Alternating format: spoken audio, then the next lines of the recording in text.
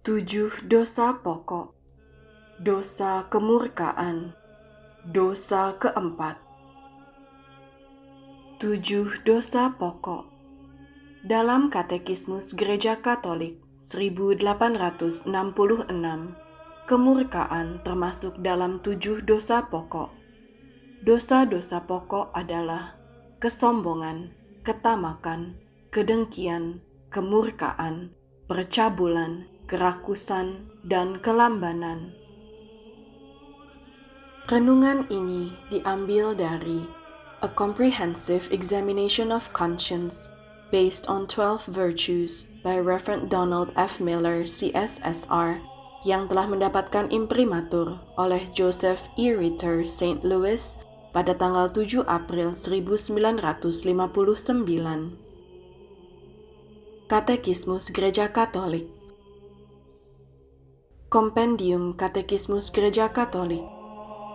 Mengikuti Jejak Kristus oleh Thomas A. Kempis. Tentang dosa kemurkaan.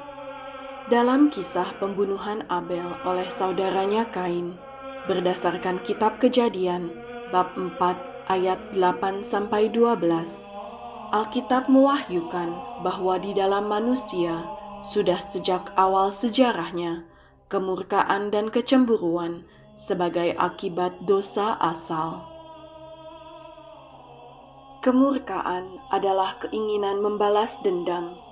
Kemurkaan sekian besar sehingga orang dengan sengaja hendak membunuh sesama atau hendak melukainya adalah kesalahan besar melawan cinta kasih, dan dengan demikian merupakan dosa berat.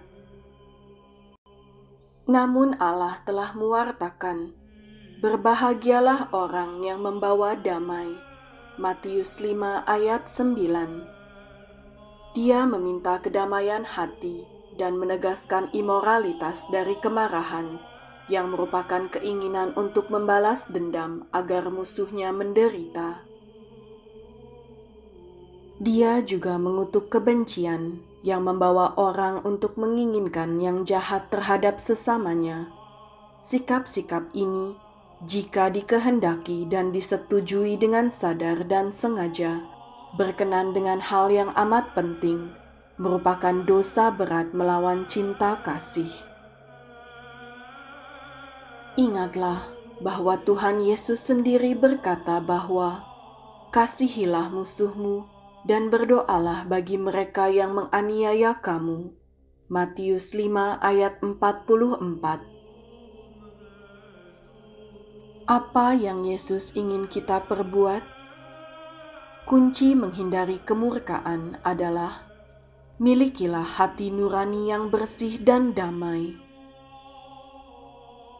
Hati nurani yang bersih mampu menanggung banyak penderitaan, menumbuhkan kesabaran, merasakan sukacita ketika dihadapkan pada segala macam kesulitan. Meskipun banyak perkataan yang menyakitkanmu, semuanya itu tidak akan merugikanmu jika kamu tidak menanggapinya atau menganggapnya bagaikan angin lalu. Namun, jika memiliki hati nurani yang tidak bersih, kamu akan selalu merasa takut dan tidak tenang. Orang yang berhati jahat tidak akan pernah merasakan kebahagiaan yang sesungguhnya dan juga tidak dapat menikmati ketenangan batin. Orang yang sungguh-sungguh memiliki damai dalam hati tidak pernah terpikir untuk berbuat jahat kepada orang lain. Namun, orang yang tidak pernah merasa puas dan mudah marah akan selalu menaruh curiga terhadap orang lain. Hatinya jauh dari rasa tenteram, dan bagi orang lain ia merupakan rintangan. Jika kamu berbuat salah, ingatlah untuk segera perbaiki dirimu dengan tulus. Jika kamu sama sekali tidak berbuat salah, namun dipersalahkan, Ingat selalu untuk menerimanya dengan senang hati demi Tuhan. Janganlah kita memaafkan kesalahan-kesalahan kita sendiri, agar orang lain menjadi simpati kepada kita, sementara kita tidak bersedia memaafkan orang lain. Ketenteraman hati lebih terletak pada kesabaran dan kerendahan hati, dan itu lebih baik daripada bila kita tidak pernah mendapat rintangan apapun. Barang siapa dapat menanggung sengsara dengan sabar dan rendah hati, ia adalah pemenang atas dirinya sendiri, berkuasa atas dunia, dan menjadi sahabat Kristus, dan sebagai ahli waris surga. Teladan dan nasihat para kudus mengenai kemurkaan. Santo Efrem dari Syria berkata, doa membentuk kemurahan hati, menjaga kesederhanaan, memadamkan amarah, mencegah kesombongan dan iri hati, menarik Roh Kudus ke dalam jiwa, dan mengangkat manusia menuju surga. Santo Yohanes Chrysostomus berkata, apakah kamu sedang marah?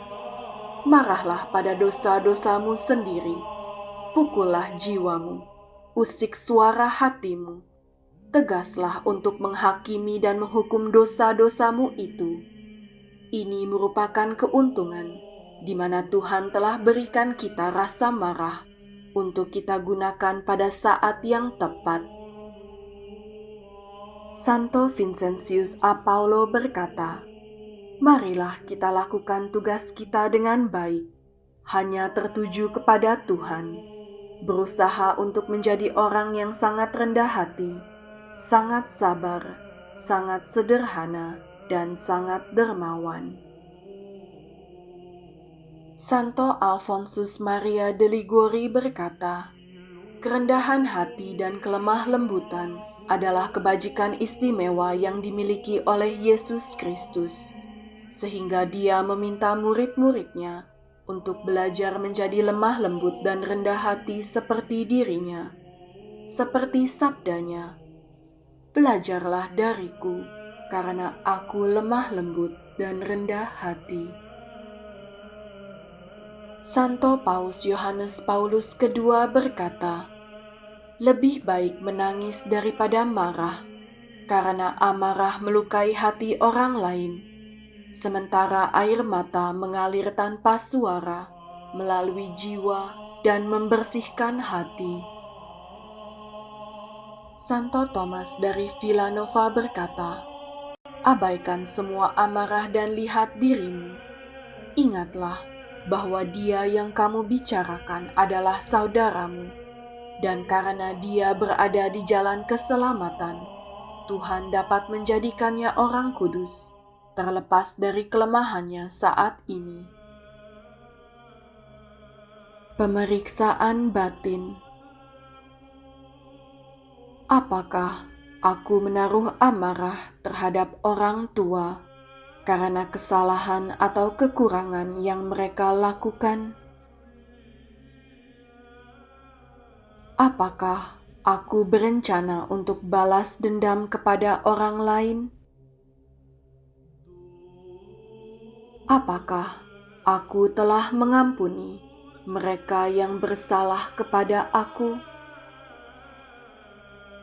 Apakah aku sabar? Apakah aku telah marah kepada orang lain dengan alasan yang tidak jelas?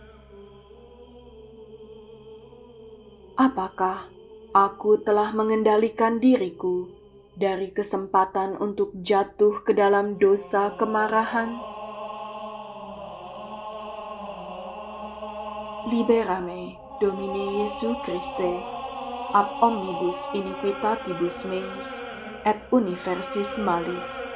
Fac me tui semper inherere madatis, et a te nunquam separari permittas. Bebaskan aku, Tuhan Yesus Kristus, dari semua kesalahanku, dan dari yang jahat.